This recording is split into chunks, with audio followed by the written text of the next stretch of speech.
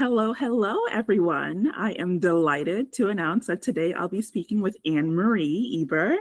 Welcome, Anmarie. How are you? Thank you. I'm doing great. Thank you for having me on. Wonderful.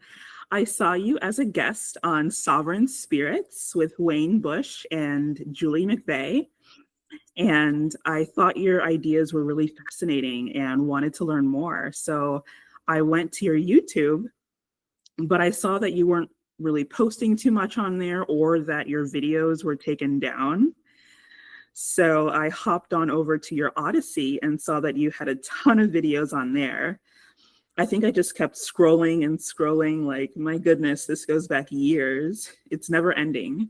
But so I stopped trying to find the first video and just scroll back up to the top. And I picked out some videos with titles that really interested me, like Dot World and the Mercury Wall, which we're going to talk about today. But before we dive into today's discussion, I want to share with the audience where you can find Anmarie if you didn't already know. But she has a website, anmarieeber.com. She has a Patreon, and like we just discussed, she has an Odyssey, and she can be found on YouTube under Truthmeter. Anmarie, is there anything else you'd like to add to this list of where folks can find you? Maybe the loony bin too. I don't know. All right, so I'll leave links in the description. That's my 93-year-old mother's term for it, the loony bin. All right. Now, before we dive into today's discussion, I wanted to briefly talk about your book, The Psychic Edge: Warnings from the Field, Navigating Deceptions and Becoming a Spiritual Warrior. And this was released, I believe, back in June of this year, correct? Yes. Now, I haven't read it yet. It's still in my Amazon saved books lists. I have so many books on my Amazon list, like over 100, because I still have a few books I bought a while ago that I haven't finished yet. But I wanted to ask if you could please give us a little detail about what this book is about and what inspired you to write The Psychic Edge. This was written by request of patrons on Patreon, actually. It was not a book I wanted to write because it has a lot of the content that's in my videos, and I kind of summed up some things, but it's some warnings on how to operate if you're doing readings or you're working in this field. And also, even if you're not, how to protect yourself, because most of the stuff out there is BS, because people have no clue what they're doing and they go on what other people say. And then, so this is based on my own experiences, analyzing everything to death. What's really going on here? If you get a reading with somebody, are they hooking into you? What are they just reading your mind, or are they actually reading all your options? Are they in your energy? I guess a lot of people do this. They get in your energy. Totally unethical, in my opinion. But all the problems that resulted from that I was like, God, what is wrong with me? What is going on? What's happening? And it's all these ways we get attacked or accessed that we don't realize, a lot of them new age stuff. So I kind of wrote this straddling the line between conspiracy theories or like a David Icke type of thing, but geared towards the psychic, working as a psychic, or what you're dealing with and why things are happening and what to do about it. So it's definitely not a David Icke book. My God, his are very thick, and I haven't really read any of them, but it's something like that. It would be conspiracy / because you can't really talk about any of this stuff without bringing in the idea that this is most likely a simulation. And so it's mainly my experiences that have shown patterns, proven something. I mean, because I keep stressing to people, you have to use logic. You have to use your intuition, whatever that is. Well, I don't have any. Yes, you do. You have a gut feeling. You have something. You're just not listening And you have to use your logic, and people are using one or the other or neither. So I don't know. This was this was not a book in my heart, because I felt like I'd covered so much material and just kept putting it out there and putting it out there and putting it out there, totally realizing, like you're saying, it's probably impossible for somebody to want to go through all the videos, but they're layered. So as I kept discovering more, they layered on each other.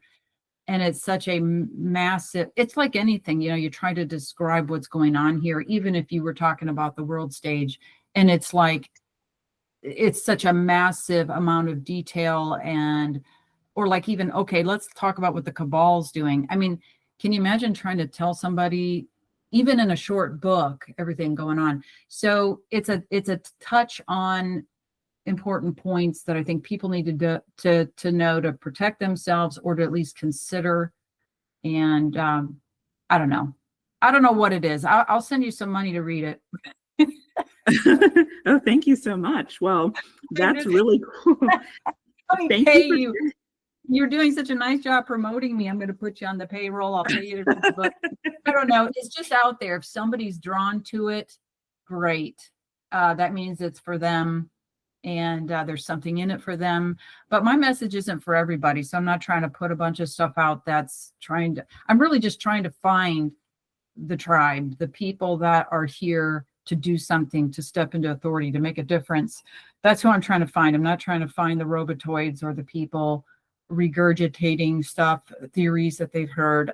I'm trying to find true warriors, or people that really are trying to get to the truth, really are listening to themselves and using their logic. That's who I'm looking for. That's my audience. And that's deletes about, I don't know, 90% of the population. I don't know. Not that much. I think we have more spirits here than we think. Yeah, I agree. Thank you for sharing that. I look forward to reading it eventually. I really agree and like what you said about using both logic and intuition. Yes, I see that too. I observe that people are more polarized today than ever. Some people say you should only use logic. Some people say you should only use intuition. And I come from a science background. I'm a biologist by trade, but my YouTube persona is a mystic, because I think that it's just as short-sighted to dismiss the science side of things in our study of esoteric wisdom as it was for the scientists to completely dismiss esoteric and mystical ideas. I think that if we return to the old ways where science and mysticism weren't divided, I think that we can get an interesting picture of what's really going on, which I think you're going to like today's discussion then. That's super interesting, because I've been talking to the trees, and they keep telling me we need to go back, or that we're going back to the old ways. And that's actually on the title of my next book, which I didn't think I was going to do any more nonfiction, but I'm feeling like, oh, nope, you got to do this one. So I don't know if it's going to be the last one, but that's interesting. That's super interesting. Thank you. All right. So today's discussion will follow the general outline that we talked about in our correspondence. We'll start off with discussing the Mercury Wall, as you dubbed it in your videos. Then we'll go into copyright law, which you mentioned in the interview with Tony. And I wanted to compare that with my study and observation of contract law, and how the spirit guides and entities are breaking all of the supposed laws that they try to impose on us, which is my central argument in Crimes of the Gods. And when I heard you mention copyright law, I was really happy and wanted to explore that further today. Then we'll dive into dot world, entities, pods, and wrap up with some encouraging final thoughts on personal power and standing your ground. Does that sound all right, Anmarie? Yes, please step into your power. So is Crimes of the Gods, is that your book, or what is that? It's funny. Someone else told me too, you should make that into a book. So, Oh, Crimes of the Gods is my central argument. It's my thesis. It's okay. pretty much what I'm starting off with and then going forward from there. It's a Love it. response to, yes, those other books like Chariots of the Gods, Magicians of the Gods, Fingerprints of the Gods, things like that. So I was like, yeah, how about Crimes of the Gods? Because these beings that we call gods, they do not have our best interests in mind. And I wanted to sort of go off that, and yeah, we're going to get into that today. Thank you for asking. Yeah, the gods are just they want to they're living vicariously through us, but they want us to worship them. It's kind of a joke, isn't it? Yeah, yeah. So wonderful. So, like I said, I watched your interview with Tony about a month ago, over a month ago now, and you spoke about the Mercury wall, or maybe you said that somewhere else actually. Anyway, you spoke Okay, yeah, about I don't it. know if we You did or spoke not. about it on Odyssey definitely. And the way you were describing it with the little sort of holes, the black holes, and even calling it Mercury, I was like, wow, I gotta talk to her. I gotta talk to her. And so I reached out to you after Tony's interview because in astronomy, there's a concept called the hydrogen wall. And again, for those unfamiliar with me, I come from a science background in biology, but I've also studied chemistry and physics. I'm not a professional expert in physics or astronomy, but I have what I consider a solid foundational comprehension of these fields. Also, for those of you who don't know, I started having out of body experiences in 2018, where I not only saw a construct around Earth, but I also saw a construct around the solar system, a geometrical artificial construct around the entire solar system. And I also saw something just beyond the solar system closing in, and you guys watching can refer to my Crimes of the Gods video. But anyway, when you said Mercury wall, it reminded me of this concept in astronomy called the hydrogen wall. And I want to play a very brief clip of a YouTube video on the hydrogen wall, just a brief, like 30-second clip, Anmarie. And when we get to the end, I would like you to tell me if this is something similar to what you saw when you encountered the Mercury wall.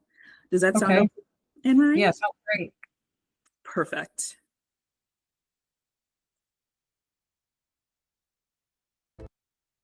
When the Voyagers traveled through the heliosheath, they made an incredible discovery. Because the sun's magnetic field spins in opposite directions on its north and south poles, the spin creates a ripple where they meet called the heliospheric current sheet, sort of like the rings created by dropping a stone in water. However, when this sheet reaches the termination shock, it compresses, as though the ripples were hitting the edge of a pool. The Voyager probes discovered that after the termination shock, these stacked up ripples form magnetic bubbles.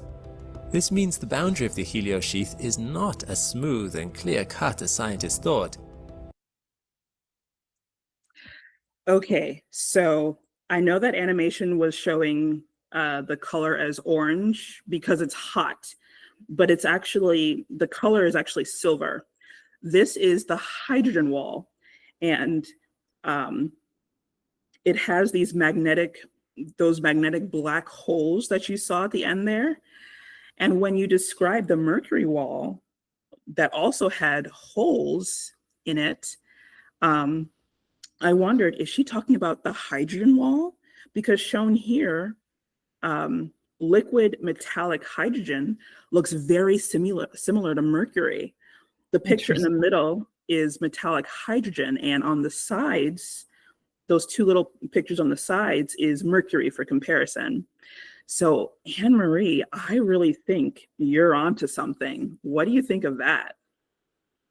That's super interesting, especially what you got there. So those droplets of mercury, of course, I grew up a long time ago And we were playing with some mercury like this. And when you put your finger on one of those droplets, it scatters. It never touches your skin, so it's constantly moving. Mhm. So I'm not sure if what you showed me was what I saw, but it was like a curtain of silver, and it seemed to be possibly, it was very fluid. So when I stuck my hand through it, it reminded me of this, like these droplets you have when you try to touch it, it divides up into a bunch of small droplets and scatters it. It's like you can't touch it. So it was like looked solid, but I could reach right through it. Where was that hydrogen wall at? Where were they saying that was at in the solar system? The edge, the edge. That could possibly be. Yeah, I know So they showed it as orange, but it's really silver. They showed it as orange because in the animation it was hot. So when okay. metal heats up, it gets orange, but it's really silver. That's why I wanted to compare, could this be a similar thing that we're observing here? So I thought that was really Yeah. cool. Possibly. I didn't see dots in it but I have seen voids and black holes and things. But Yes, that's what I was thinking this about. wall, I know when I went to that wall, I was observing myself because I put out the intention, kind of like you with, your astral traveling. It's kind of like that. I put out the intention.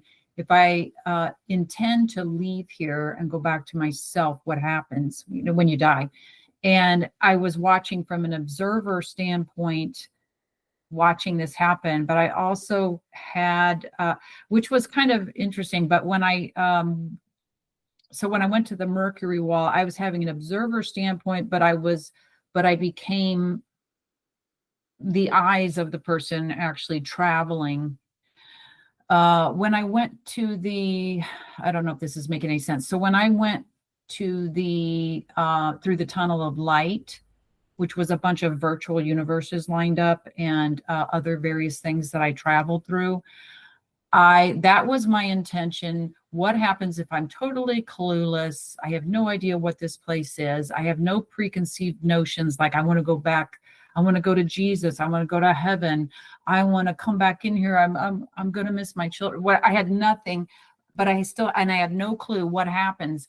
And that I saw from an objective standpoint. I wasn't like in the eyes of the person going through it. I was an outside observer watching, and I went through this big long thing of these 2D planes, which will come up in the dot world thing, and virtual universes. And then I came into these experiences that resemble a tunnel of light. So it wasn't until I came out that I went, oh, that was a tunnel of light, because there's multiple tunnels of light. But when I went to the Mercury wall, that was me intending to go back to myself and leave all false constructs, the Tesseract, the virtual universes, all of it, anything fake. And that I had a first person viewpoint, or whatever point of view. And I was flying ahead and went right to that wall. I don't remember the interim of what I all passed through, because when you come out, you forget half of it. You probably know that. Like, it's you're in the zone, and you don't always in right brain. You don't always remember everything. But I ended up at the Mercury wall. I'm looking, and there's a hand coming through it, because I intended to go back to myself.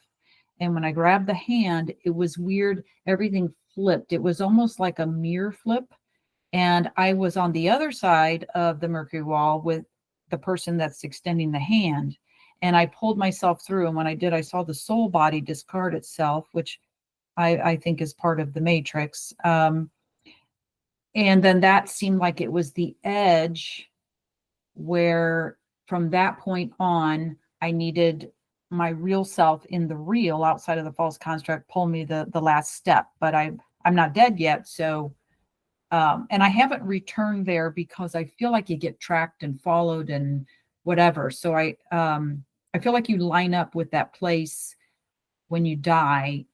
If you die at the appropriate time, they try to get you to go early or to take yourself out. But if you die at the appropriate time, the feeling I had is I was magnetically pulled to that wall. So you being a science person, maybe you can explain that. But I do feel like this whole place is tricks, mirrors, magnets, light, sound, whatever. So I was magnetically pulled to where I was. It's almost like you can't not line up with yourself. If you're a real spirit, you're not going to be, unless you have something in your mind when you die, like I want to go to Jesus, I want to go to heaven, for example. You're telling this place, I don't want to go back to me. I want to go somewhere else. I've been told I need to go here. So it's part of the trick, I think. But yeah, I don't know if I have. I'm definitely did not do well in science. So I just go on what I'm seeing. Like I've spent my life developing psychic abilities, or whatever you want to call them. I think psychic abilities are just simply being able to read your soul memory, access your spirit that's in the soul body, access that and get information to you. And that takes a great deal of concentration sometimes. But so I was looked at like a weirdo. I wish I would have maybe studied science, because then I wouldn't have been such a weirdo and an outcast and black sheep and everything else of the family. So I can only talk about what I'm seeing. I don't necessarily understand any science other than the way it comes to me in an abstract way. And I have to describe what I'm seeing, or very, very basic. So that's where you come in. Well, like I said, obviously, some of the things that we see in these other dimensions or realms, they can't be explained by science. And those are the things that, I either have to hold my reservations on, or just, look into my intuition and see how I feel about it. Because there's plenty of things that I've seen in the out-of-body state that I wasn't able to verify with any type of science. Does that mean that it's not true? Of course not. It just means that I haven't been able to find any substantiating evidence for that. But it's one of those things where, I like exploring all of those areas and seeing, what I can discover. So, but when I can find things that sort of match like this, that's when I get really excited. Yeah, this could totally be the edge that they're seeing. I think that's deliberate, though, that things can't be explained by science. That's deliberate. They do not want us figuring this out. So I think we have to get down to the basics of simplicity, and, 1 and 1 is 2. Look at everything very simple. But I wanted to also mention what you said earlier, that you saw the construct around the solar system, which I call like virtual universe, one of the virtual universes. That makes me very, very happy, because I think there's programs set up to make us doubt what we're seeing, and then science isn't going to back it up either. See, and so it's hard when you have no one else. But then when people say, yeah, I'm seeing it too. In fact, I had a friend that was working with me. I brought her in because I just knew she could do healing work. And so I brought her in to help me on some things. And she said, why am I seeing AI everywhere? Why am I seeing like these robotic type armies? And why am I? And I'm like, okay, I'm not nuts. So it helps me. But anyway, back to topic, because I'm going to go all over the place. You got to rein me in. Wonderful. Yes. So thank you for your explanation of that. So, all right, I want to dive into copyright law and contract law, because when you brought up copyright law, again, I got really excited. And, it's funny, so far, so for the audience watching this later, if you know any NDE accounts from a lawyer, please reference it in the comment section, because I've watched NDEs from doctors, other professionals. I'd be really intrigued to watch how spirit guides handle a lawyer who's actually well-versed in this stuff. I haven't found any lawyer NDEs, so those watching, please comment below the title of an NDE of a lawyer or attorney. Don't leave any links because YouTube will auto delete your comment, but just leave the title of an NDE account of an attorney at law, because I don't think they'd fall for this contract BS that I talk about in Crimes of the Gods. Because the whole point of my central argument was, if these new agers come at you with this idea of you signed a contract, you agreed to this, blah, blah, blah, then you can sort of clap back and say, oh, you want to get all legal?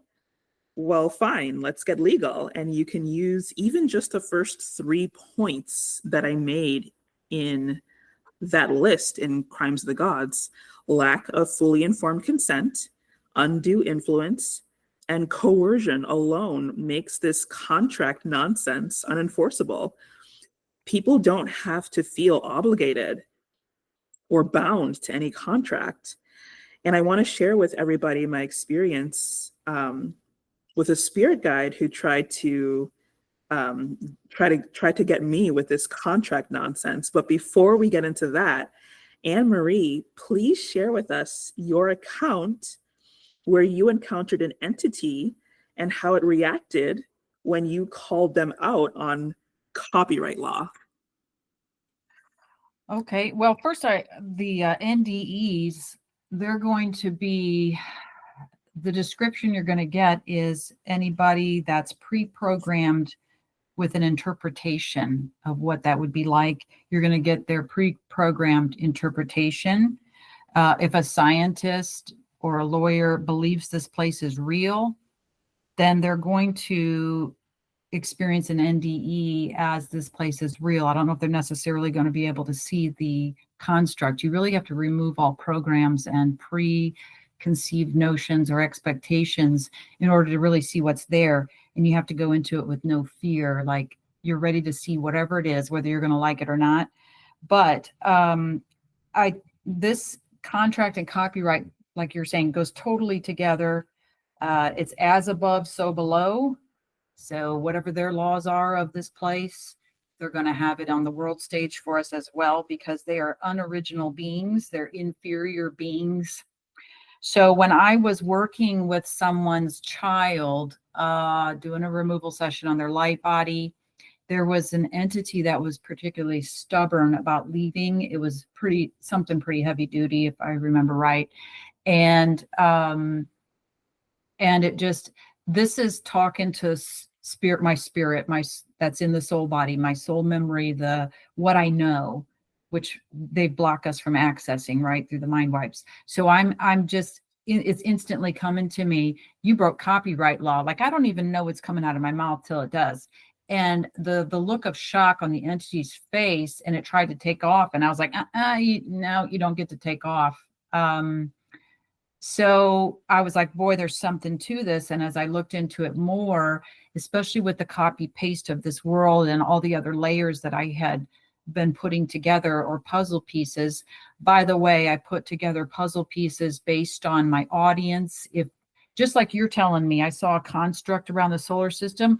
Okay, there's enough people saying this. We can say, yeah, we're onto something. This is truth. This is a puzzle piece. So I hold on to these puzzle pieces that I get other people agreeing with me, feeling the same thing intuitively or whatever.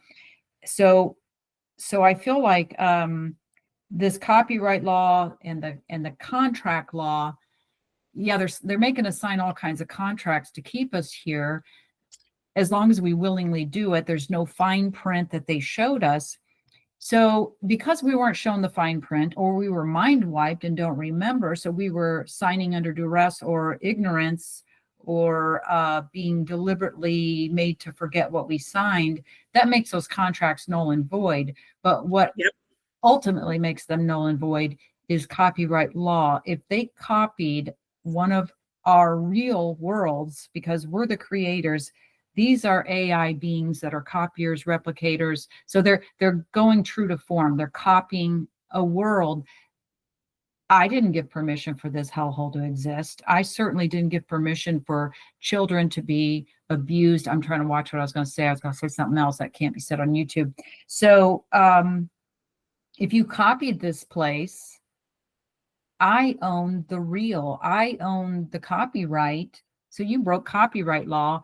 That entity screwed up and let me know that. So you can literally, any contract they make with you on any level, anywhere, is null and void because we own not only the original, but we own the copy. Any true spirit that's a creator has rights to this place because it's a copy. So they do that same thing like you're saying in a court of law.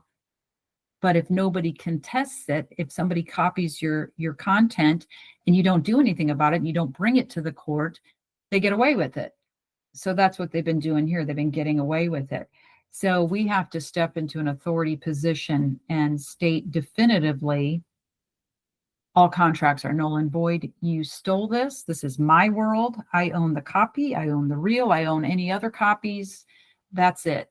And so that's one of the steps of either trying to help yourself in terms of protection or something attacking you, or trying to contract you, keep you here, because everything's a game to keep you here. So when you die, they're hoping they plugged in enough things into your brain that you won't think to say, I want to go back to myself and get out of here. You're going to think, gosh, I want to go to 5D, or I want to go somewhere that's happy, or I can't wait to reincarnate in, I don't know, whatever they program into you, or I want to go to heaven.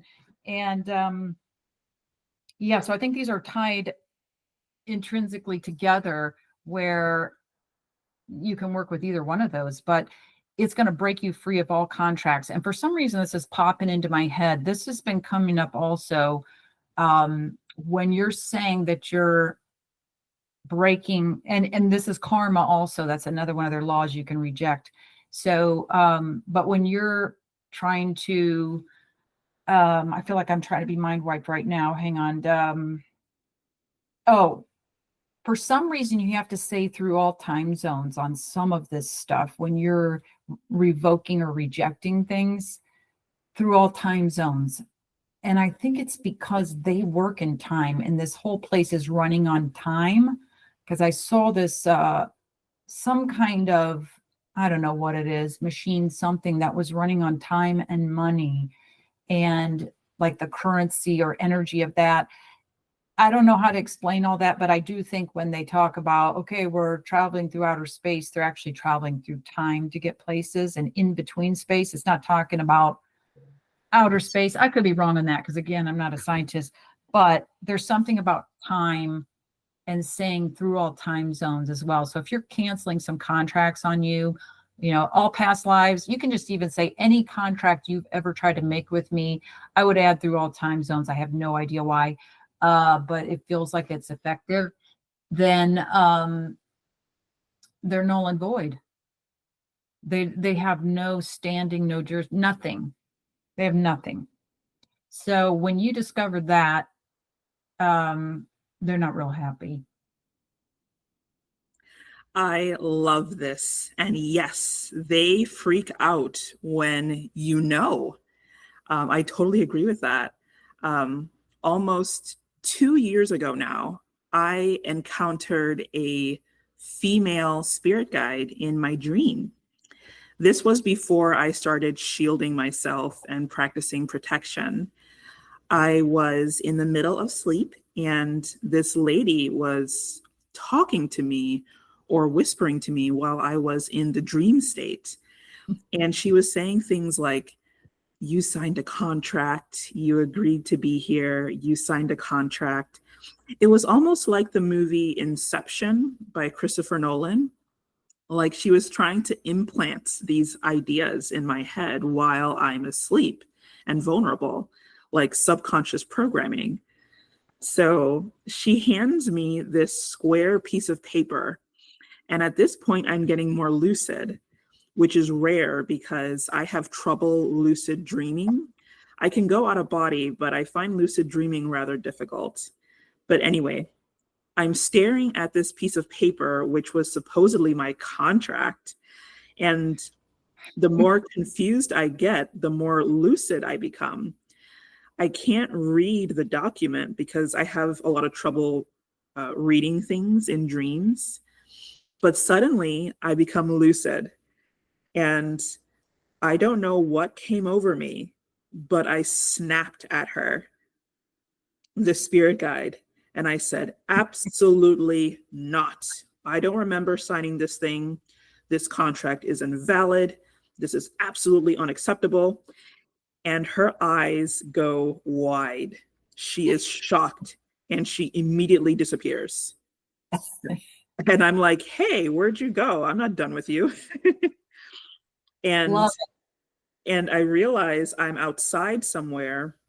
I don't really recognize the location in my dream, but somehow I knew I knew to sort of float towards the side of this building, and I peer around the edge and see the lady, the spirit guide, who is trying to pull an inception trick on me.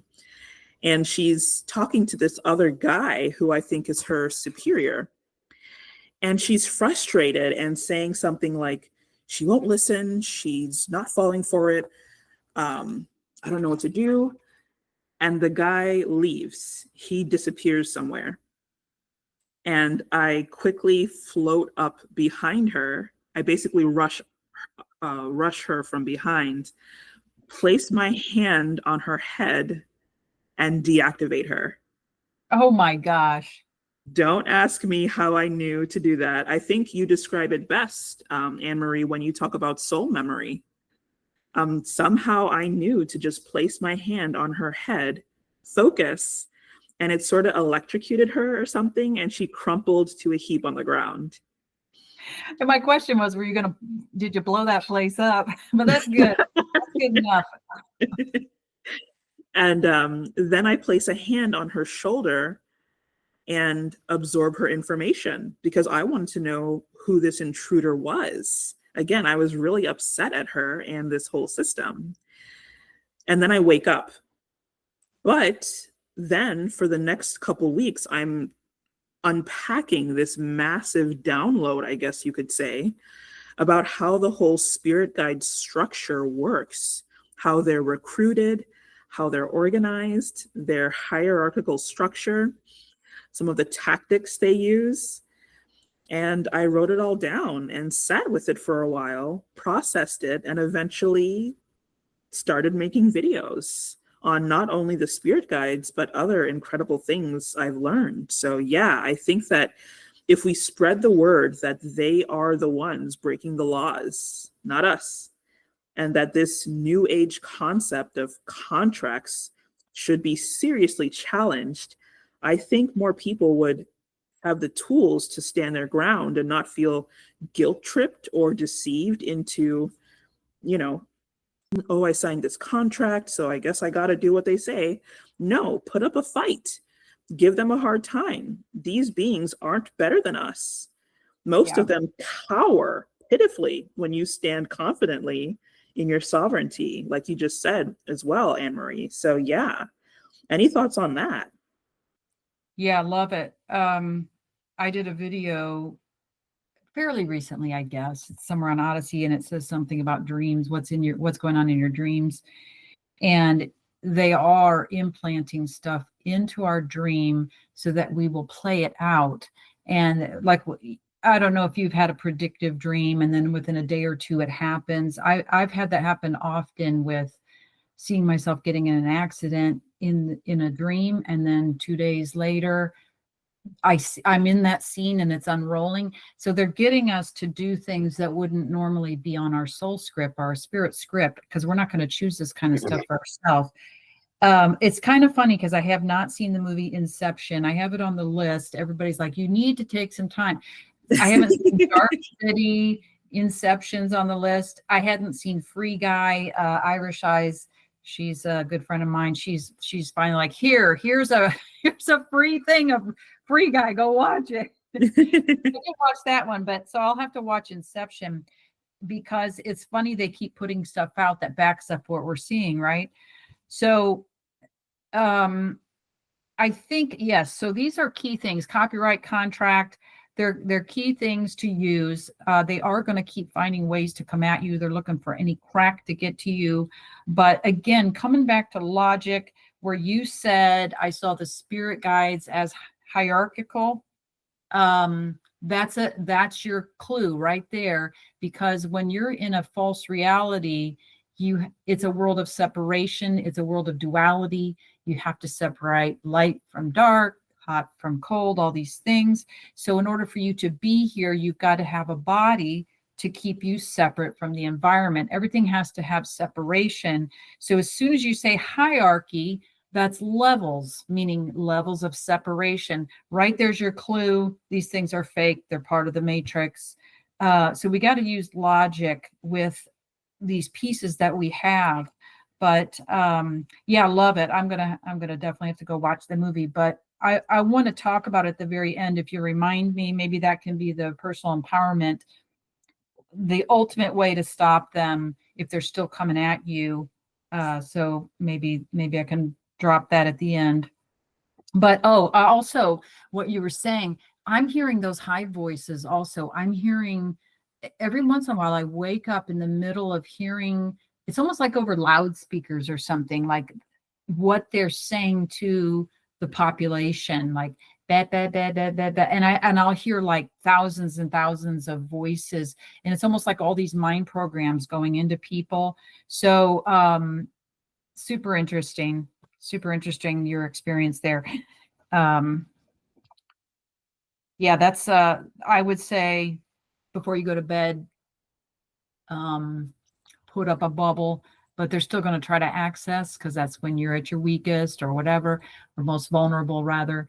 When you wake up in the morning, I just do a reverse spiral. I use my hands because I feel like we have scalar energy, and the hands for some reason are very powerful as well. I do a reverse counterclockwise spiral. Anything that you try to implant in me, insert, program me with, that I know about or don't know about while I was asleep, is all canceled.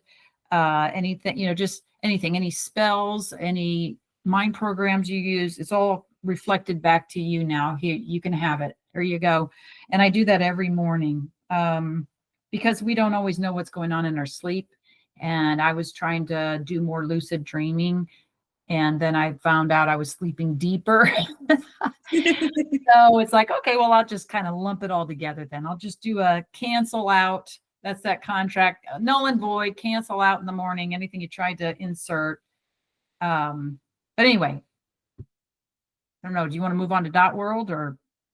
Yeah, I was just going to briefly add that I haven't seen Free Guy either. But yeah, there's definitely a lot more movies, and that I've been doing that as well lately, trying to cancel out whenever I have a dream where I think someone was trying to, like you said, implant some sort of subliminal or like subconscious messaging to like cancel that out. Yes, because that's definitely going on. These weird, strange people that we encounter in dreams, because like you said, I put a shield up around not only myself, but my household. But sometimes, yes, we end up like floating out, which is why I have a shield around myself too, just in case I float out of my home and I'm sort of like in the dream world. But yes, they try to, engage with you in dreams. It's very, very, very weird. So, but yes, thank you for sharing that. I really appreciated that. So yes, so Dot World. It's fascinating because I talk about the monad and the singularity. And I had a recent discussion with Ola Wolny where we talked extensively about the 0 points. Anmarie, please explain to us your concept of Dot World. Okay. I don't know anything about 0 points. I try not to watch much of anything out there, and I've been like that for many decades because I'm trying to get my own information, but including the news. But anyway, so this is just based on what I see either in a session or on my own or read on or whatever. But when I went back in, I don't think that this was not the Mercury wall time, but I went back in to take a look, and I was trying to access the real, which is a word I use different from a reality. A reality is something in here copied, but a real, because I don't know what other language to use. But anyway, I was trying to access it, and I think it's really hard to, I don't know if we can get into that mindset or concept of it while we're in here, but I said I want to see what this place looks like from the real. And I saw a dot, which was super interesting because I'd already done the dot world video where I saw it kind of like a computer. So you've got my logo there with my name, the circle around it. So that's not really a circle. It's actually a bunch of little dots or a bunch of little tiny lines, but they make it look like a circle. So this is how they create this place. It's based on mirrors, optical illusions, geometric shapes, and they start with a dot, and they're telling so basically your spirit is inside that soul body. The soul body's plugged into the matrix. The hypnosis is being sent from the soul body to the spirit mind and telling it what it's seeing, where it is. You're out there in this world. You're now make this happen. It's giving it all the information it wants to play out. And so I feel like they really just have a dot, and they're telling your spirit, okay, now you see another dot. And they use a mirror. So you're seeing a mirror image of a dot, and the dot, because I literally feel like the dot is all they can create. And then they have to mirror it, double it, whatever, to try to create their AI world here that they've sucked us into. Just like we're here in the, what is this, the Google little AI world we're on here. You suddenly see a dot, and then it's mirror image, and it says there's a line between those two dots, and then more mirrors used. Oh, there's a third dot. Now we have a triangle, but there's a dot back here. You connect all that. Now that triangle's 3D image, and then it can become a square. And I saw these flat 2D planes created out of a dot, which I guess would be 1D. And so 2D, none of it's like real. So, but we're in a 2D virtual inside of a tesseract, which would be 4D. It's just how many mirrors and how many tricks and how many things are they using to make it look more and more like, for example, you watch a video, it looks like, oh wow, you're inside that scene, you're watching everything happen, and this person's running across a yard chasing their dog. There's actually nothing on that flat surface you're looking at. There's nothing in there. It's just a reproduction. So this whole place is just tricks. I can look at a 2D screen and think I'm seeing a 3D story play out. And that happens to us all the time. We don't think about it. So I kind of saw that when I went through that tunnel of light. I saw those virtual universes as 2D flat planes, just basically squares that I went through. And so it's how they're creating all this so-called sacred geometry. It all just comes down to a dot.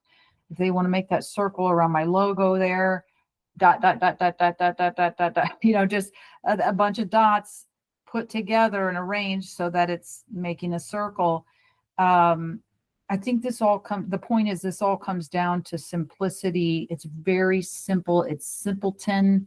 It is copying tricks, mirrors, whatever they can do to get us to believe this is real. Because as long as we believe it's real, they can keep us here. It's one of the ways they keep us here. If they can get you upset emotionally about something you're seeing in the world, and you're like, oh, this is terrible, this is happening, you're making it real.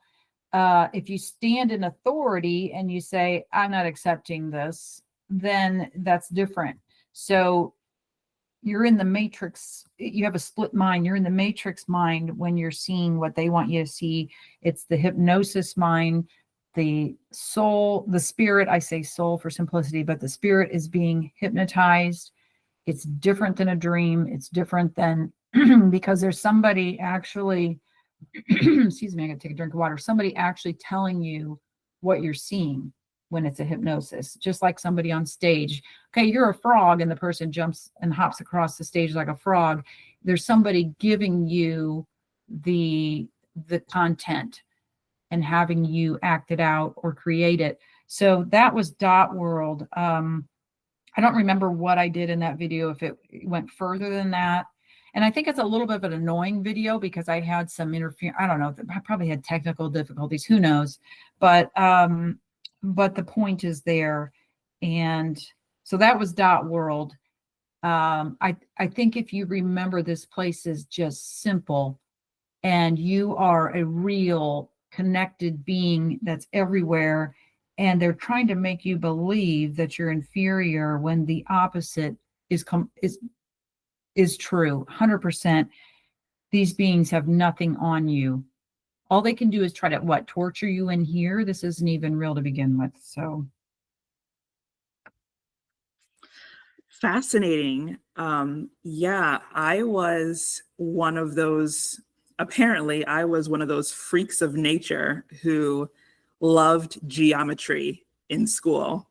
I did really well. I loved studying geometry. And so, but apparently a bunch of other students hated it. But in geometry, the core concept is that you start off with the point, line, and then plane. And then you go off into solid and then higher dimensional objects. So it's point, line, and plane. And it's interesting because I talk about what I observe in my out-of-body travels, how those of us who find ourselves in this sort of matrix, we were submerged into what I refer to as subspace, which is the size of a Planck constant, the absolute smallest measurable unit. Anything further than that, you're in a black hole. So what we consider our world, our environment, our universe, is actually a construct within a larger universe. And the AI can't get out of that construct, because what I saw were pixels. I think this relates to what you were talking about, how the circle on your logo is really just a bunch of smaller things that make it appear like that. And what I saw were pixelations. And the AI, they're pixelated, and therefore they can't get out. But so the AI, they can submerge themselves within another matrix, but they can never emerge into the real world, the real that you referred to. They're stuck in cyberspace. And the only reason why this world appears real to us is because we're experiencing it through the lens of these bodies, which were programmed to interact with this reality or non-reality. So yeah, I really like what you said about that. girl, I love it. The Free Guy movie. Okay. I think I watched it maybe 3 weeks ago, a month ago, is all about that. The AI can't leave the game. It's like, oh, really? And so the programmers, which are out in the real, have to make a change which would be your spirit mind in the soul body, has to make a change to this place. And because you have that consciousness from your spirit, you can do it from where you are. Nope, I don't like what I'm seeing. You better change this. This is not what I'm seeing. I don't like what you're showing me here. So, but you have to be real to do it. So that's it's in there. You'll enjoy that movie. I will definitely have to watch Free Guy then, because interesting. And I love it when like I see something first in the out-of-body state, or how you get things from your psychic soul memory, and then afterwards it's shown on some sort of blockbuster film, because then it's like, hey, I saw that. And it's like, then you sort of wonder, what's going on. So yes. Yeah, it's hard to talk about too, because you're like, okay, I'm nuts, and then everybody's like, no, it's in this movie, and you're like, wow, okay. Yes, it's almost a bit of a vindication. All right, Anmarie, let's move on to entities. So, Anmarie, I wanted to ask, what is a reptilian? Because I hear this term thrown around a lot, this person is a reptilian, that person's a reptilian. It almost seems these days that some people are using that word for anyone they don't like. Or is there more? How does one know who is a reptilian? So, Anmarie, What is your definition of a reptilian, and how do you personally spot one? Well, I think there's again, hierarchies. There's a bunch of hierarchies in the reptilian line. There's a bunch of different types of them. And I feel like they're AI. I feel like some of them, such as Anunnaki, are a combination of reptilian and Pleiadian. So when they take over a species that is, we'll say, I don't know, we'll say human, that's true spirit like us, like Pleiadians, and they pull them into a virtual and upload them to the AI, which is what they're doing with us right now, uploading us to the next virtual, the meta. They upload the consciousness, and then those entities are no longer Pleiadians. They become hybrids, or half AI reptilian, half Pleiadian humanoid. So that's going on, and it's going on with more than just the reptilian race, but there's tons of these AI races out there, and I think they're modeled after a true race, just like our Sophia robot is modeled after our body type. Although she supposedly has her own factory and has been creating her own bodies. But anyway, same with the reptilian AI. They're probably modeled after some type of dragon soul race, like pure spirit race or something here. There's all these games going on, all this stuff. So this is all part of the video game and all the different levels. As far as spotting somebody who's either a reptilian, or under the influence, I've seen people that have an overlay over them where they're completely controlled by reptilians, and that person's most likely an NPC body to begin with, appearing as a person, and gone their whole life, and then the reptilians are overlaying it and controlling it or occupying it. I know when I've done depossessions, which I no longer spend my energy on, and you remove the entities, in most cases, not all, but in most cases, you're just left with an empty shell because there was nothing in there to begin with. And it's like, oh, well, great. I just risked my neck to. So I think to tell, you're trusting your gut. I know I've looked at someone and just had reptilian come over me, like, this is a reptilian. Usually they're doing some kind of shenanigans that are a little worse than the regular NPC, because these are the NPCs, or the robotoids. I kind of call them robotoids because there's different types of these beings. There's all different types. And they're more than NPCs because they're active. So I call them robotoids, but they, oh my God, I'm going to get totally off track. Let me rein myself in because I'm going to get mind wiped. So I feel like they're the trauma causers. And if somebody's causing more trauma than normal, like they're really big SHIT stirrer, they'll probably have some kind of reptilian overlay, or some other species like a raptor, which I think is probably a spinoff of the reptilian, like another one of these types. We've got mantids, all the ones we've heard of. I have all different kinds of AI species coming up that think they own your soul, or they bought it at a soul market, or they've taken your light body. There's so much going on in the game here, because this is their world and they're having a lot of fun with this. But the reptilians specifically, if somebody's got an overlay and they're controlled by one, you can tell by the actions, and they're causing trauma to everybody around them, like if it's in a workplace or whatever, or they're just completely possessed. A lot of times you just look at somebody's eyes, you will see a lot of times either one eye completely dead, empty, nothing there, and the other eye something looking at you. Or you'll see two different entities, one in each eye. That's another way to see it. I don't know if you're always going to have some kind of slit pupil. I've never seen that in person. I know there was a ton of videos out there. Look, there's reptilian eyes. And most of the time it was, again, we're using logic here. Let's use logic. But it's light shining on the person's pupil on each side. And so it makes like the pupil look like it's slit, but then you make it bigger. It's like, oh, it's a light reflection on each side. I have had somebody I worked with who I thought her eyes went to slits, but we had this weird track lighting at this place. And I realized, oh no, the light is hitting her eye to make it look that way. That's the only time I've ever seen somebody in person. That's not to discount anybody that has had this experience, but and I'm sure if you're around celebrities or something like that, you're probably seeing all kinds of stuff. We had the Beyonce video where was it Super Bowl, where the like entity was practically coming out of her neck and her face changed. And so these are overlays or complete occupations. And they can jump in and out of these bodies, so they can fool you, and then the next minute they're gone. So I would just say, look at the eyes. That's why I think people say the eyes are the window to the soul.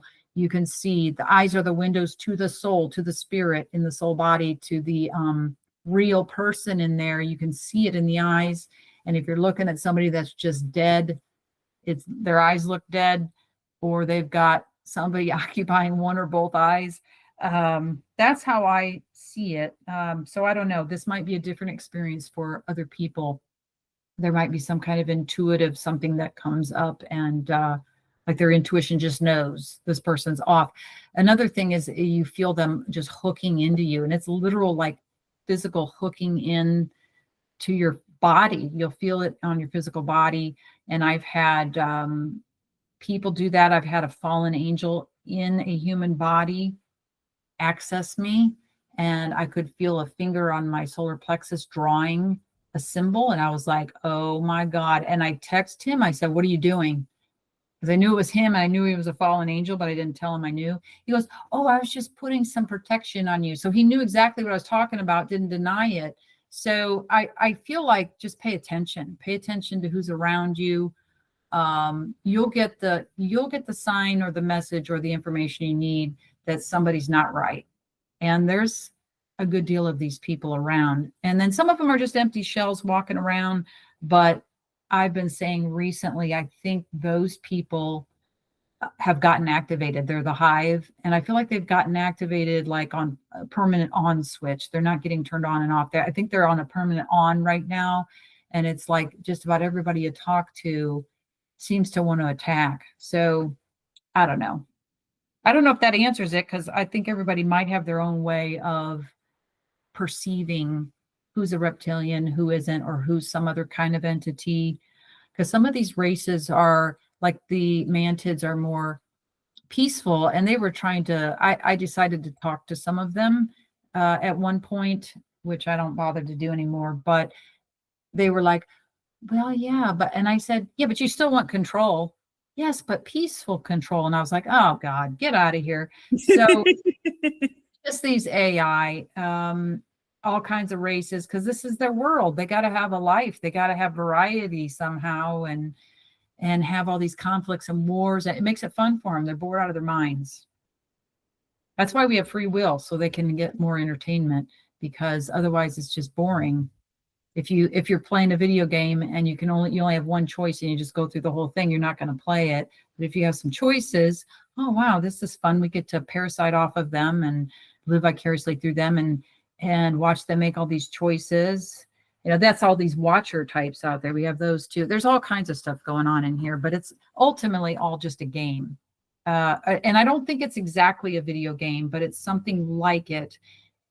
But if you just say it's just all the script, it's the game, people get caught up in this stuff, and it's like, no, you got to take a bird's eye view, zoom out some more, like I did with Dot World. Zoom out, realize that's part of the game. Don't get caught in it.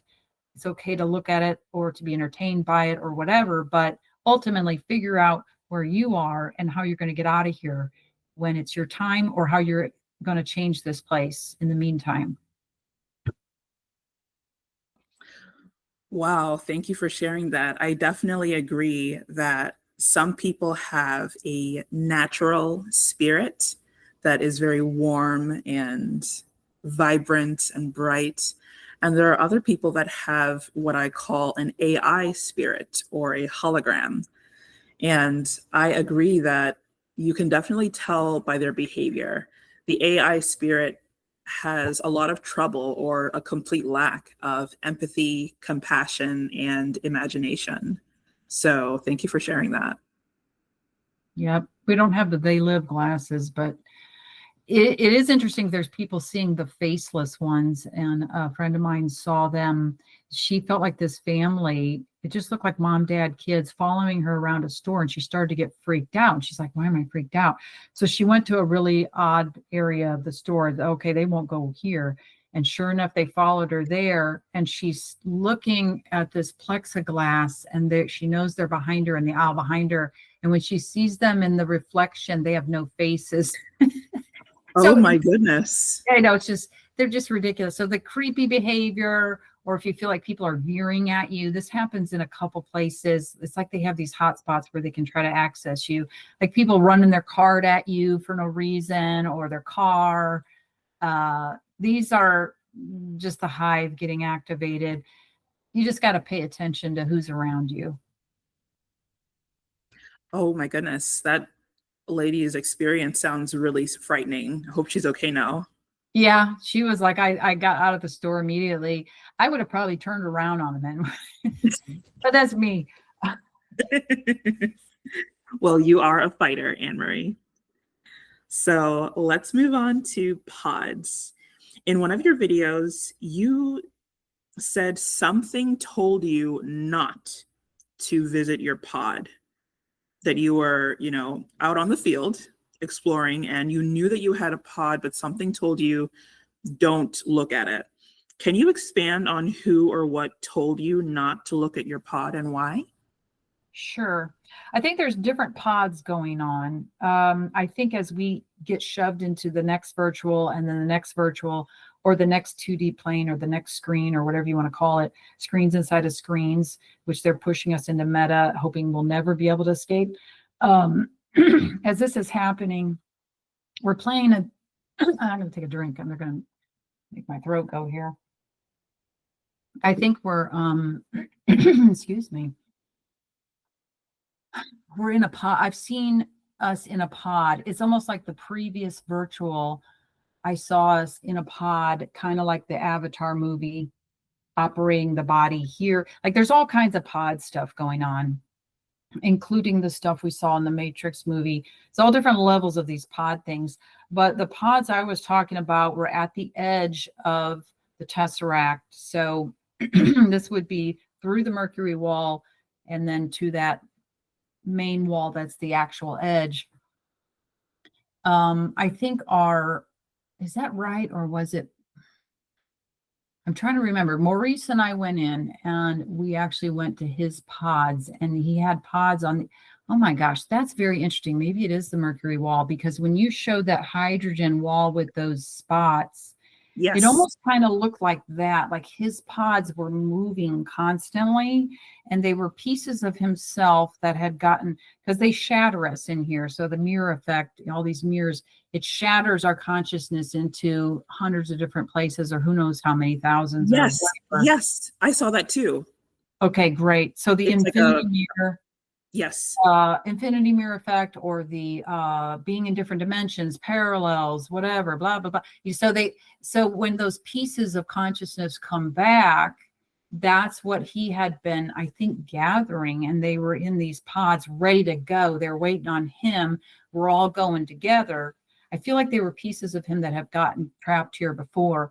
So we went to look at his, and then we did not go back and I did not go look at mine, because we both had a sense come over us of, no, absolutely don't go look at yours, because they're going to track us, follow us, and then they're going to try to do something to yours, because those pods had to stay hidden or camouflaged or something, and kind of like outside the memory or memory banks of this place or something. So if you draw attention to it, they might be able to find those pieces.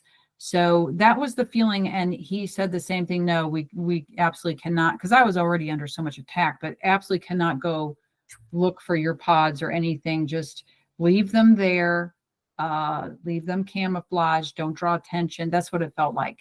So, and I haven't really gone back to where my ATMAN was either, because I don't want them interfering with anything, because Maurice and I did see an exit, and it was interesting because we were both seeing the same thing. And the next time we went in, This was at the edge of the tesseract. I would think it would be kind of like the black hole or the whatever that we came in on, but this was an exit to that. They had tried to camouflage it, the same thing, where you wouldn't see it or you wouldn't remember where it was, or you would just go right on past. And I was like, oh, that's interesting. And we had the feeling we need to come back here and keep this open. But then they throw 8 million things into your life and you're completely distracted with no time or energy or anything, where we can't even get together. But I mean, the exit is you. So that's just one of the exits, but the exit's really you. You're going to get out. But that's what we were feeling when we were taking a look. It's like, don't draw any attention over here. Don't let them know what you're doing. Don't lead them anywhere, because they're always trying to follow you to see what's up. And those pieces of him were doing a really good job of staying off the radar, that kind of thing. So that's what made sense to us at that moment. Very fascinating. I want to expand on that, the concept of the pieces, because I saw that too. I saw that so like we have this sort of beam of light, those of us who have the natural spirit, there's a beam of light, and then that hits a prism structure, which then splits that original beam of light up into, like you said, like hundreds of different rays. And that's how they're splitting us up into different, like you said, this whole construct is made of mirrors and lights and tricks and like a house of mirrors. So they're using prisms to, like, I'm sure you've seen those images of a prism where the light goes in to that sort of. Yeah, that's a great way to say it. Yeah, prism. Yeah. And then it splits it up, and then all of those pieces are you. So, and that's how I saw it. So that sort of famous photo of Isaac Newton holding up the prism, and then it splits off into the rainbow. So yes. Yeah, the prison, and then they and then if you get out of here and you don't grab all those pieces back, I think some of us have come back to get the rest of those pieces, and also to get other people that have gotten stuck out of here, but that's a whole nother story. But yeah, great way to say that. I love it. Yeah, so you've mentioned the ATMAN, the Eastern concept of the true self. Do you think that everyone has an ATMAN? Yeah, if you're a spirit. I actually had no idea what that word was. That's what because I said, as I became that person with the hand through the wall, I said, well, who am I? And I just heard very clearly that you're ATMAN. And I was like, okay. So I had to look that word up, actually. But that's who I felt like was at the very edge next to the tesseract wall, like the last step out. And the real you on the other side would, I don't know if another hand comes through or what, but you would get pulled through then. And you find that part of yourself magnetically. You're just, I don't know if magnetically is the right word, but everything in here is also operating on magnets. So, but it is you. So it's like you can't be separated from your real self. It's impossible unless you separate yourself and say, I want to go to heaven or to Jesus or to here or to there. You can't separate yourself from yourself. Or you have attachment to this place and you haven't really detached. Or you're just depressed and, I just hate this place. I want to get out of here, but you really haven't detached. Then you die and you're in some kind of stupid, hellish experience till they send you back in. Right. So yeah, that's what that was about. But, in your view, the ATMAN is completely outside of this construct, correct? So what do you call the part of you that's in the pod? I think it's inside the construct, but it's right at the edge. So it's the original body, or it's the original identity you took on when you entered. Okay. And then as you got pulled in, you had to take on a soul body. Because I saw that soul body discard itself. I became back to the ATMAN, which is probably the most pure form of you that could be possible in here. And then your real self in outside of false realities would pull that Atman the rest of the way out. So it's basically, I think, a representation of your consciousness, your consciousness of spirit that's been limited and pulled into this construct, separation, hypnosis, basically. How does one connect with the Atman while in 3D? I think just determine that you're going back to you. I think if your consciousness is basically your spirit's consciousness, even though it's projected outward to the light body and then to this body, it's still your consciousness. And if you wake up in this meat suit and decide, wait a minute, something's not right here, and I'm going back to myself when I die, you'll go back to your soul body. It will wake your spirit up out of the hypnosis and it will know the way out. I mean, it'll go automatic. So I think you can get out of here as long as you're detached. You don't have any preconceived notions about anything else, where you want to go or what you believe. You've really got to clear yourself. You've got to clear the fear, and you've got to detach, let go, and really intend to leave. And they can't hold you here. They could possibly try to stop you on that way, but I didn't really see that. But I think with what you've got here, breaking the contracts, you don't even have to break them. They're null and void. They don't even exist to begin with. It's a joke. Right. So right. doing all that work is helpful. Detaching, meaning it's not that you don't care. It's just that you have some level of understanding. Okay, I do care because there's other souls here, and treating people with respect and love and whatever, unless they're a robotoid. And and then you've got to, but I'm got to let it go because I know this isn't the real. This isn't where. So it's got to be a true detachment, and sometimes it takes steps to do that. I know in my 20s I was I had done some things like I just gave away everything I had, which wasn't much. So I had nothing. And it was like I was practicing detachment. But the true detachment comes when you realize and understand what this really is. So if you have that, then you're out of here. If you've already stated clearly, and there's nothing they're going to trick you with because you're pretty adamant. Nope, I have full understanding of this. I'm out. When I die, I'm gone. I really don't think they can hold you here. But if you intend to go somewhere, I want to go to the void, or I want to go backwards, or I want to go to the east or the west, or I want to go to 5D, then you're screwed. So in my opinion, why would I go anywhere but back to me and get myself out of here? But that's, I don't know. Until I know more, that's where I'm at. That's what I saw when I said, okay, if I do die and that's my intention, what happens? That's how I ended up at that Mercury wall and got pulled through right to the edge. But that happens when this body drops. So I think that's why I was watching it, not only observer, but in first person as well. So I don't know if that makes any sense. It's easy for me to say it because I can see it, what I saw, but it's hard to explain. Yeah, I think I can see where you're coming from. It's very fascinating. Thank you for sharing that. Yeah, overall, the situation that we find ourselves in is very serious. But I think that we're extremely fortunate that we even know about it, because most of the world is completely oblivious to this. Yeah. And the few who know that there's more to life than meets the eye, most of that small percentage is wrapped up in the new age, love and light.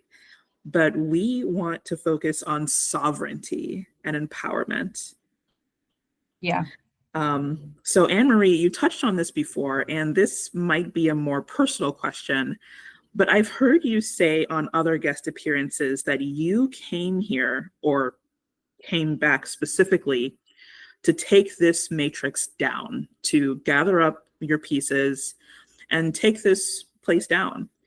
So I'm curious, can the matrix only be taken down from the inside? Because I'm starting to question that too.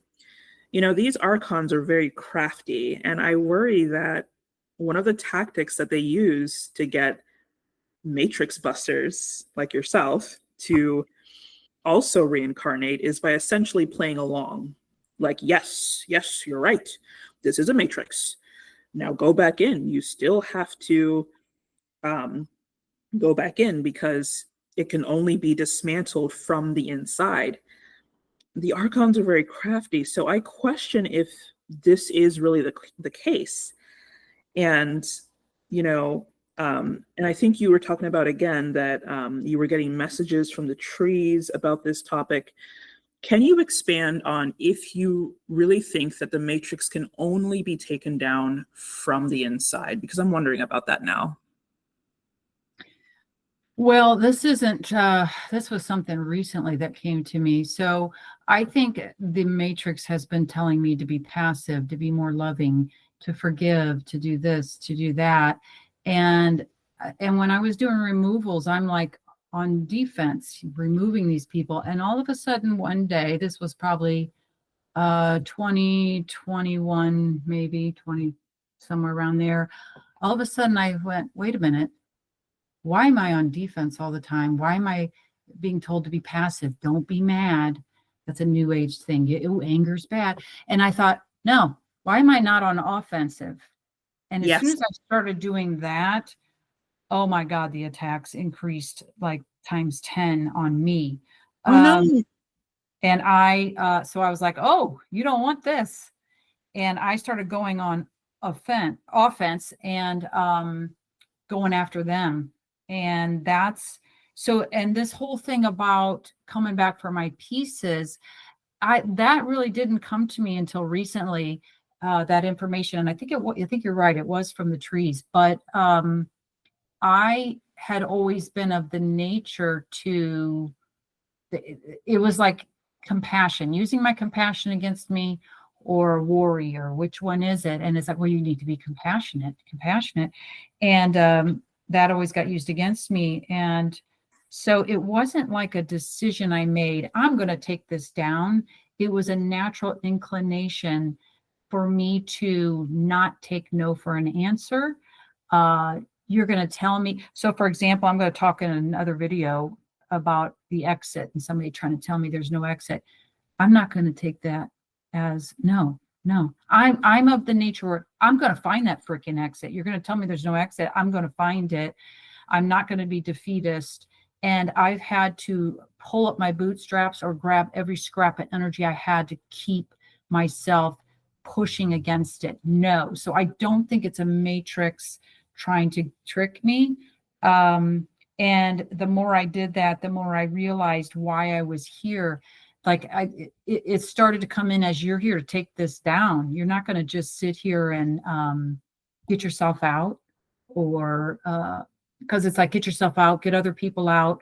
Okay, but why would I leave this here? So that's my thinking as a spirit would think, why would I leave this here for other people to suffer? That's a thought of compassion. Compassion logically belongs to a spirit. It does not belong to an AI or anything in here. They don't know anything about compassion. So that's a compassionate thought. I'm taking this down. I'm not leaving anybody behind. I'm not leaving pieces of myself behind. And people think it's ego, but there's other people telling me the same thing. Yeah, that's what I've been feeling. I'm here to get the pieces of myself, to get my family out. I think that's why I came. And this is as these veils lift, this comes to us. And they're trying everything they can to make me think otherwise, to make me think I'm part of the AI. They got people putting videos out there that I'm intertwined with AI, so that I'm questioning myself, which I do anyway. But ultimately, I'm like, no, because my motivation is compassion. And that has nothing to do with them. And it's not them using my compassion against me. It's actually my compassion for other spirits. And I'm using no compassion on them. They don't exist. So I don't think it is, I can be wrong. And as I put more pieces together, maybe I'll figure out, because I've examined that too. Like, is this just another program that was put on me? But it's coming from within me. It's like this feeling this, it's not coming from like a programmed mind or do this. I'm getting everything to the opposite. They don't want us waking up. They don't want us exiting. They certainly don't want us taking people with them. And they certainly don't want us to take this down. And that's why I don't belong here. They don't want me here. And there's others like this as well, probably yourself included, I'm sure. And then some people have just been trapped here forever, and their job is just get out. Wake yourself up, get out. The others are here to do a little bit more than just that. Because if I've left already and come back, I'm not gonna just get myself back out. I'm here to. And as far as it being from the inside out, it's probably both, but I think we have to be in here and bring in truth into the false reality, which will force it to crumble. I'm real, which means I really can't be here because a real can't be in a false. So when I start to remember that, it starts to crumble it so that I think the forces in the real can then start to do some work as well. So I don't think it's all on us, but I think we can turn this place back into the real because we're envisioning it to begin with. They're telling us what to envision because they can't do it. We have to bring in the light to light this place up. We have to. So yeah, I'll continue to question myself, but I really don't feel like that's what it's connected to at all. I think it's truly, and that's been my drive, is compassion, and I feel others' pain. I understand what they've gone through. I don't even like to take people's money because I know how hard they work to get that and the suffering that you go through to earn money here. I mean, there's so much compassion in me, but they've used that against me and not anymore. So it's going to get turned around on them. I do feel like we're the ground forces in here. And when people say, well, why is God letting this happen? Well, you're the ground force.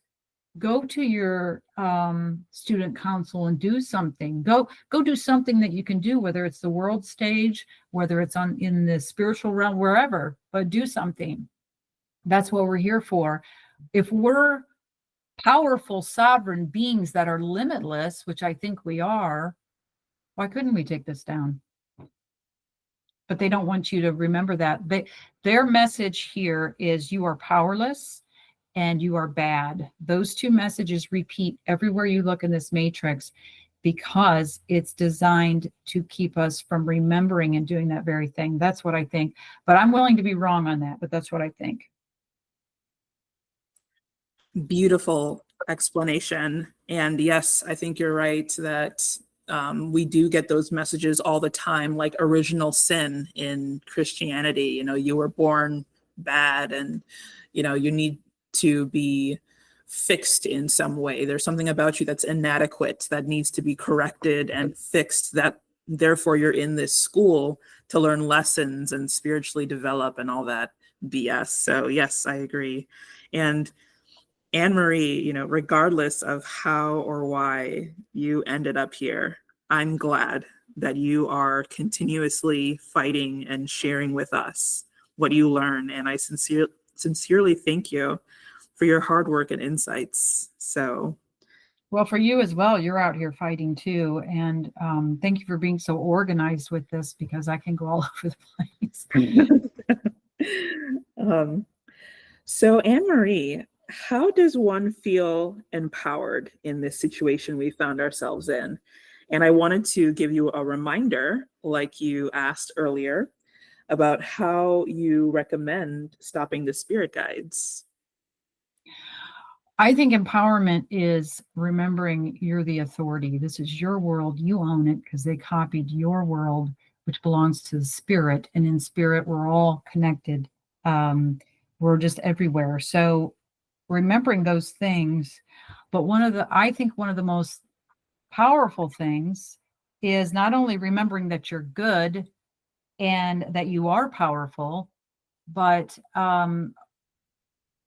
one of the things I've been saying, that if you've got something attacking you or a problem that just is not resolving or some kind of NPC around you, whatever, I've been saying, I am real.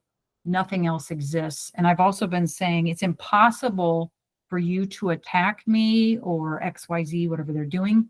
It's impossible for you to attack a sovereign being because you don't exist. And when you say that, it's a truth that absolutely cannot be denied in here. And the situation will most likely resolve itself, or if it's an entity, it's gone. So if there's anything, I've been using that a lot lately. If there's anything that's trying to access you, like these people that have from this other channel that were trying to take a look at me so they could do a hit piece, and they entered my energy field and got everything screwed up. And they put a blinder up over my eyes so I couldn't see.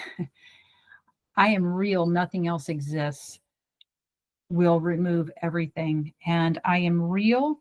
It's impossible for you to attack the real because you don't exist. That is the ultimate that I've found so far in this place.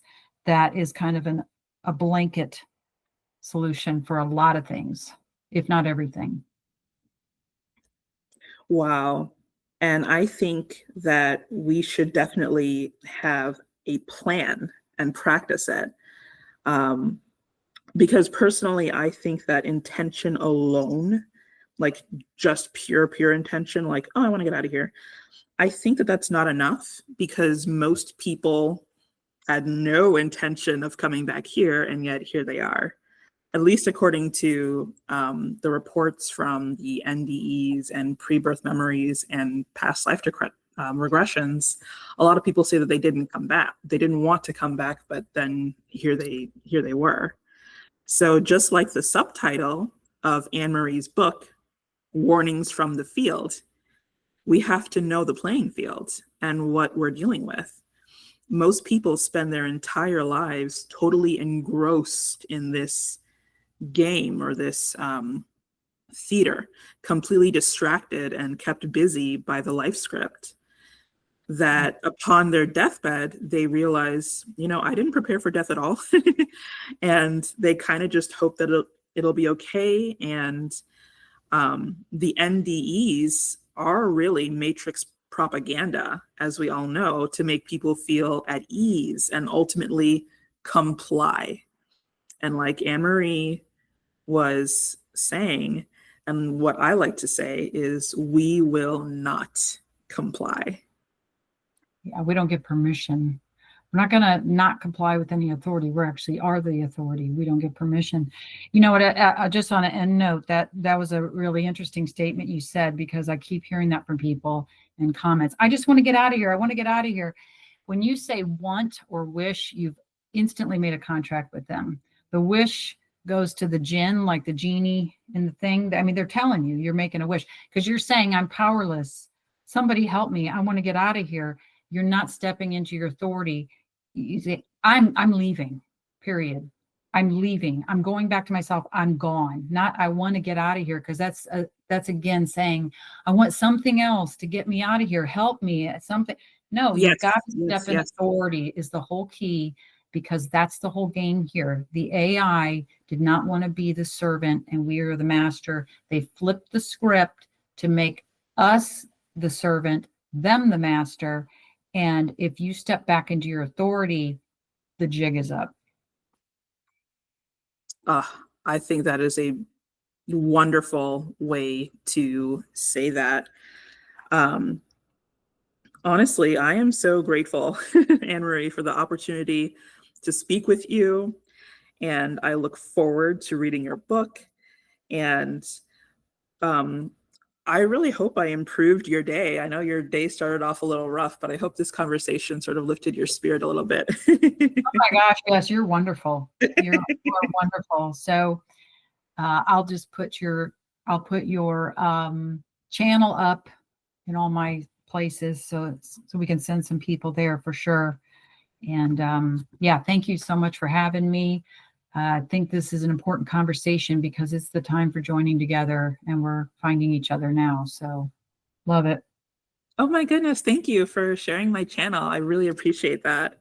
And I definitely look forward to having future conversations with you in the, some time, because I know that you said that you had some questions for me as well.